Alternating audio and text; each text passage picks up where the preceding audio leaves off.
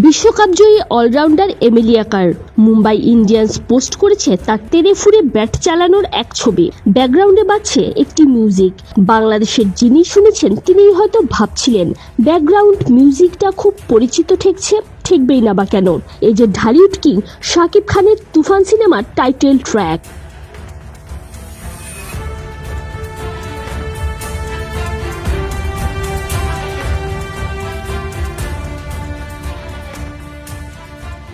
আলোচিত বাংলাদেশি চলচ্চিত্র তুফানের টাইটেল ট্র্যাক ব্যবহার করে সোশ্যাল মিডিয়ায় আলোড়ন তুলে দিয়েছে মুম্বাই ইন্ডিয়ান্স।